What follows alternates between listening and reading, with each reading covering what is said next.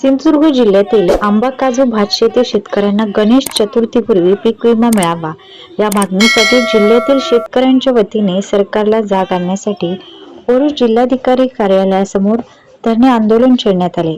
आंबा काजू शेतकऱ्यांचा पीक विमा मिळाला पाहिजे याकरता सरकारचं काय करायचं, खाली डोकं वर पाय, कोण म्हणतो देणार घेतल्याशिवाय राहणार नाही घोषणा देऊन सरकारचा निषेध करण्यात आला। यावेळी उद्धव बाळासाहेब ठाकरे, शिवसेना जिल्हाप्रमुख संदेश पारकर, जिल्हाप्रमुख संजय परते, माजी जिल्हा बँक अध्यक्ष सतीश सावंत, महिला जिल्हाप्रमुख नीलम पालव, महिला जिल्हाप्रमुख जान्हवी सावंत, उपजिल्हाप्रमुख अमरसेन सावंत, अतुल बंगे, राजू शेट्टी, वैदेही कुडेकर, रुपेश आमरोस्कर, सिद्धेश राणे, वैभव मालणकर, निशार शेख सह शेतकरी मोठ्या संख्येने उपस्थित होते। नेमक्या जिल्ह्यातील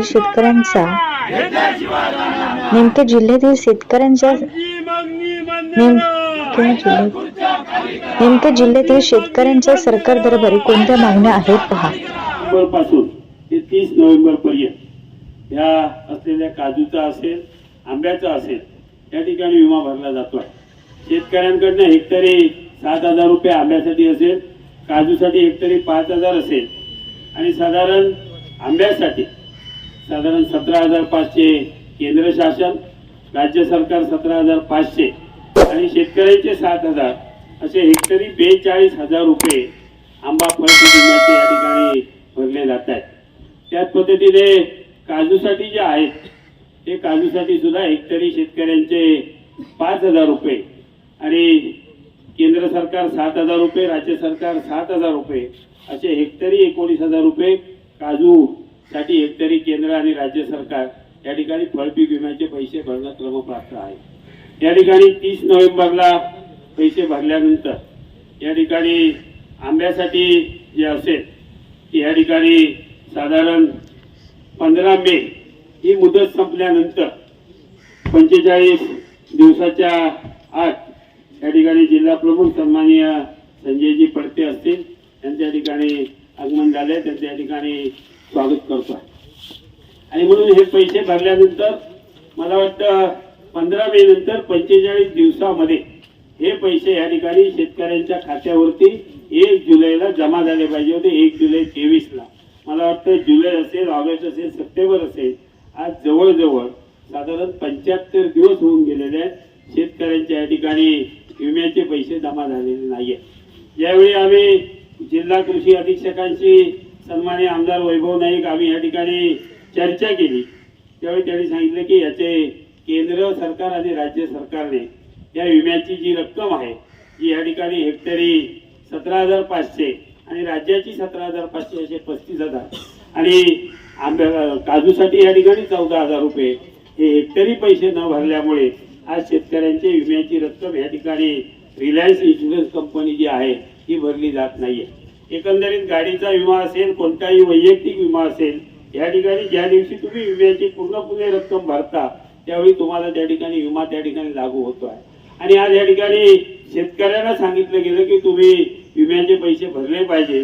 तेवढंच त्या ठिकाणी असलेले जे आहेत हे केंद्र आणि राज्य सरकार पैसे भरणार आणि म्हणून एका बाजूला केंद्र आणि राज्य सरकार सांगते आहे की आम्ही शेतकऱ्यांचे हिताचे निर्णय राज्यामध्ये घेतोय, केंद्रामध्ये घेतोय, कोणतेही मला वाटतं जे निर्णय असतील आज शेतकऱ्यांचे घेतले जात नाहीये। एकंदरीत या ठिकाणी आंब्याच्या संदर्भातली जी काही पर्यावरणामुळे जी शेतकऱ्यांना जी काही हानी झालेली आहे, आज प्रचंड नुकसान आंबा बागायतदारांना जो काही खर्च येतोय, काजू बागायतदाराला जो फवारणीसाठी खर्च येते आहे त्या फवारणीच्या खर्च एवढं उत्पन्न सुद्धा आज या शेतकऱ्याला आंबा आणि काजू शेतकऱ्याला त्यांच्या सीझन मध्ये मिळालेलं नाहीये। पुढचा सीझन चांगला येईल म्हणून त्यांना जे काही आंब्यासाठी कल्टार असेल, काजूसाठी खत घालणं असेल, फवारणी असेल, या सर्व गोष्टी कराव्या लागतात। आज या असलेल्या शेतकऱ्याला हे विम्याचे पैसे जर मिळाले असते तर कदाचित या झाडांना त्यांना खत घालणं, फवारणी करणं या ठिकाणी सोपं झालं असतं। पण फक्त या केंद्र आणि राज्य सरकारकडनं आज या ठिकाणी फक्त घोषणा होत आहेत। टीव्हीवरती या ठिकाणी सांगितलं जात आहे की आम्ही विमा या ठिकाणी फळपीक विमा आम्ही एवढे पैसे देणार, तेवढे पैसे देणार। मला वाटतं ह्या सरकारने काही दिवसापूर्वी भात शेतीच्या बाबतीत मोठी घोषणा केली की 1 रुपयामध्ये त्या ठिकाणी आम्ही भाताचा विमा आम्ही या ठिकाणी शेतकऱ्यांना देणार आहोत। मला वाटतं आजपर्यंत कधी भात पीक उत्पादन करणाऱ्या शेतकऱ्यांनी कधी विम्याचे पैसे एवढे भरलेले नव्हते, 1 रुपया. आणि 1 रुपया झाल्यामुळे आज शेतकऱ्यांनी ऑनलाईन नोंदणी केली आणि या जिल्ह्यामध्ये 40,000 भात उत्पादक शेतकऱ्यांनी 1 रुपयाप्रमाणे आज आपले विम्याचे पैसे भरलेले आहेत. बाकीचे पैसे केंद्र आणि राज्य सरकार भरणार आहे. पण त्यामधल्या जर आपण अटी पाहिल्या तर मला वाटतं 1 रुपया भरल्यानंतर सातत्याने जर भात शेतीला 21 दिवस पाऊस नसेल तरच ही योजना त्यांना लागू होणार आहे. मला सांगा, 21 दिवस जर भात शेतीला पाऊस पडला नाही तर त्या शेतीची परिस्थिती काय होईल? म्हणजे ही सुद्धा जी आहे फसल पीक विमा योजना आहे, म्हणजे त्याचं उत्पादन जर घरी आलं नाही तरच त्याला ह्या असलेल्या पीक विम्याचे पैसे मिळणार आहेत. आज शिवसेनेच्या वतीनं त्या ठिकाणी धरणे आंदोलनाचा कार्यक्रम उद्धवजींच्या नेतृत्वाखाली त्या जिल्ह्यामध्ये आपण घेतलेला.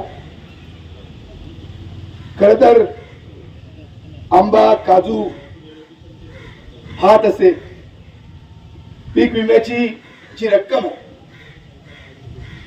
या जिल्ह्यातल्या शेतकऱ्यांना गणेश चतुर्थीपूर्वी मिळावी या मागणीसाठी हे आम्ही धरणं आंदोलन या ठिकाणी केलेलं आहे.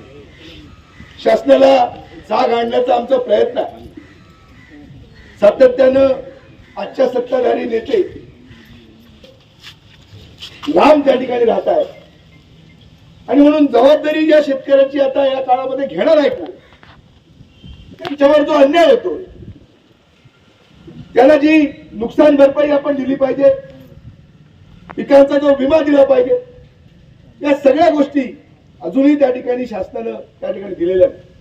खरं तर अनेक मुद्द्यांना आमदार वैभव नाईकांनी, सतीश सावंतांनी हात घातले, पण तरी सुद्धा ज्या काही कर्जमाफी जाहीर झाल्या अनेक योजनांच्या माध्यमातून, या कर्जमाफी अजूनही शेतकऱ्यांना त्या ठिकाणी मिळालेल्या नाही.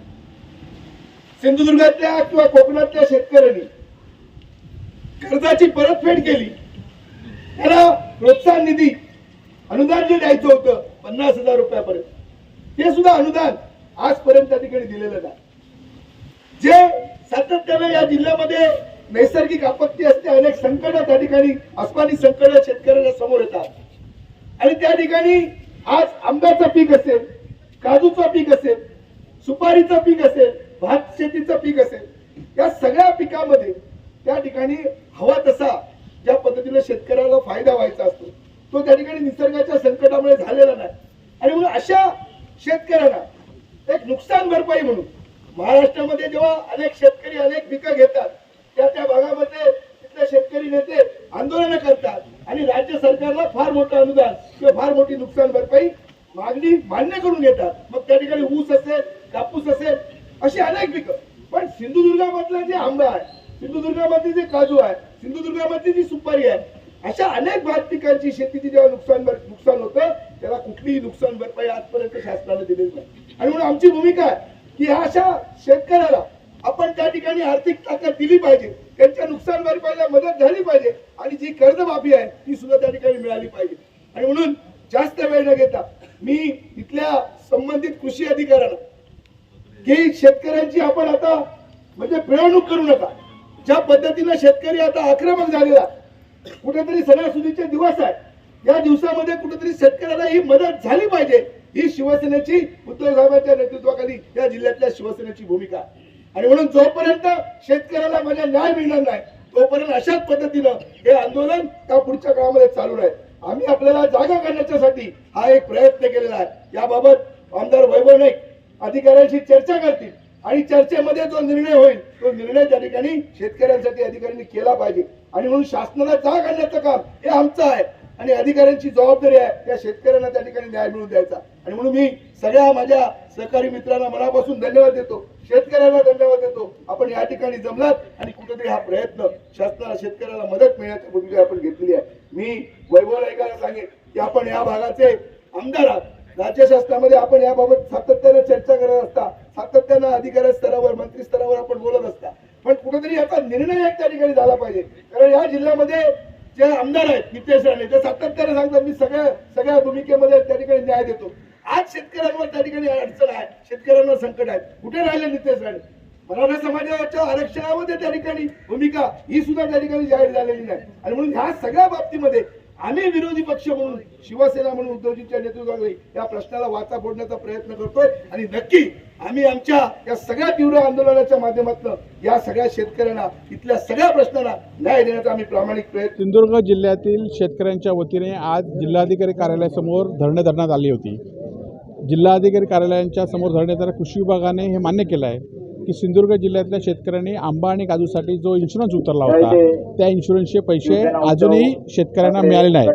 हे पैसे कशामुळे मिळाले नाहीत तर शासनाने जो आपली हमीचा हप्ता होता तो भरला नसल्यामुळे शेतकऱ्यांच्या जवळ 100 कोटी रुपये आज अडकले आहेत. आणि आमच्या महत्त्वाचा सण असलेला गणपती चतुर्थी आता 4 दिवसावर आली आहे आणि त्या संदर्भात लवकरात लवकर पैसे मिळण्यासाठी आंदोलन आहे. जर हे पैसे नाही मिळाले तर ह्याच्यापुढे तीव्र असं आंदोलन आम्ही करणार आहोत. दरवर्षीचाच प्रश्न आहे. गडबड केल्याशिवाय पैसे मिळत नाहीत. महाराष्ट्र सरकारने पैसे भरलेले आहेत, शेतकऱ्यांनी पैसे भरलेले आहेत, दिल्ली सरकारने पैसे भरले नाहीत म्हणून आमचे पैसे अडवलेले आहेत. बीड पॅटर्नप्रमाणे जेवढे पर्सेंटेज बसतात तेवढे पर्सेंटेज तरी आम्हाला मिळावे एवढी अपेक्षा आहे.